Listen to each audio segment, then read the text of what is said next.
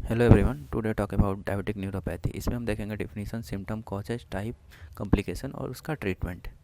Definition देखने से पहले हम ओवरव्यू देख लेते हैं कि डायबिटिक न्यूरोपैथी होता क्या है। डायबिटीज़ की वजह से नर्व में डैमेज हो जाना, मतलब डायबिटिक पेशेंट है, उसको लंबे टाइम से डायबिटीज़ है, उसकी वजह से पेशेंट को नर्व में डैमेज हो रहा है, उसी को बोलते हैं डायबिटिक न्यूरोपैथी। डिफिनीशन में क्या लिखा है? Diabetes related neuropathy is nerve damage that affected the people with the diabetes. वही बोला है कि डायबिटीज़ की वजह से नर्व में डैमेज हो जाना। ठीक है। सेकंड पॉइंट बोल रहा है कि the most common type of इस जो होता है, मोस्ट कॉमन टाइप जो होता है वो पेरिफेरल न्यूरोपैथी होता है, जो अफेक्टेड करता है फिट को। There is no cure for diabetes related neuropathy. उसका कोई भी क्योर नहीं है डायबिटीज़ रिलेटेड न्यूरोपैथी, बट उसको हम मैनेज कर सकते हैं मेडिकेशन देकर। थेरेपी जो ट्रिगर करता है उसको वो करता है ब्लड शुगर, तो उसको हमको क्या करना है, पहले तो मैनेज करना है। 50% डायबिटिक मेलाइटस पेशेंट जो होता है उसमें डायबिटिक न्यूरोपैथी होने का चांस होता है। ये जो होता है डायबिटिक न्यूरोपैथी वो इरिवर्सिबल होता है और किस नर्व को सीक्वेंसली डैमेज करता है। पहले तो सेंसरी को डैमेज करता है, फिर मोटर को, फिर ऑटोनोमिक नर्वस सिस्टम को डैमेज करता है। सिम्टम में क्या हो सकता है? ट्रिंगलिंग हो सकता है, नीडल सेंसेशन हो सकता है। ठीक है। Pain which many burning, stabbing and shooting. Unusual touch based sensation हो सकता है, मसल वीकनेस हो सकता है, स्लो हीलिंग, जब मतलब अल्सर हो गया तो स्लो हीलिंग हो सकता है। Total loss of sensation in your feet, like no feeling pain for foot injury. Nerve damage that cause the peripheral neuropathy typically develop over the years.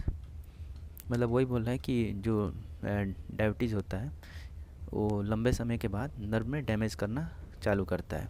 तो बोल रहा है कि nerve damage that cause by the peripheral neuropathy develop over the many year. You may not notice the symptom of mild nerve damage for the long time. बोल रहा है कि बहुत लंबे समय तक हम सिम्टम नोटिस नहीं कर सकते हैं डायबिटिक न्यूरोपैथी का। कॉजेज़ क्या क्या हो सकता है? High blood sugar, high body mass index, high cholesterol, kidney disease, alcohol with disorder, smoking, ये सारा चीज़। टोटल 3 टाइप के डायबिटिक न्यूरोपैथी होता है। पहला सेंसरी, सेकंड मोटर और थर्ड हो जाएगा ऑटोनोमिक। ठीक है। सेंसरी जो होता है उसमें पहले तो वाइब्रेशन लॉस होता है, उसको टेस्ट करने के लिए हम ट्यूनिंग फॉर्क टेस्ट करते हैं 128 हज़ार्ड से। और इसमें इन्वॉल्व होता है अनमाइलिनेटेड सी फाइबर इन्वॉल्व होता है। और क्लिनिकल फीचर हमें दिखाई देगा कि सोल में पेन बहुत ज़्यादा होगा। और अदर कॉजेज़ हो सकता है डायबिटिक न्यूरोपैथी का HIV। और ट्रीटमेंट में हम दे सकते हैं डुलॉक्स इथिन, प्रीगाबालिन या एमिट्रीपाइलिन। ठीक है। और मोटर इन्वॉल्वमेंट में क्या हो सकता है? क्रेनियल नर्व इन्वॉल्वमेंट हो सकता है। मोस्ट कॉमन क्रेनियल नर्व कौन सा हो सकता है? थर्ड क्रेनियल नर्व हो सकता है। थर्ड नर्व पैल्सी हो सकता है और पीपल स्पेयरिंग सीन हो सकता है। ठीक है। थर्ड होता है ऑटोनोमिक इन्वॉल्वमेंट। इसमें जो हो सकता है साइलेंट MI होने का चांस होता है, leading to cause the sudden death, या हाइपोग्लाइसेमिक होने का चांस होता है, या पोस्चरल हाइपोटेंशन होने का चांस होता है। पोस्चरल हाइपोटेंशन मतलब होता है कि कोई भी पेशेंट है वो सीटिंग पोजीशन या लाइंग डाइंग डाउन पोजीशन में है, तो वो सडनली स्टैंडिंग हो रहा है तो उसका BP डाउन हो जाता है। सिस्टोलिक BP डाउन होता है 20 mmHg से, और डायस्टोलिक डाउन होता है 10 mmHg से। Calculate the BP change from the supine to standing position in a time of 3 minute.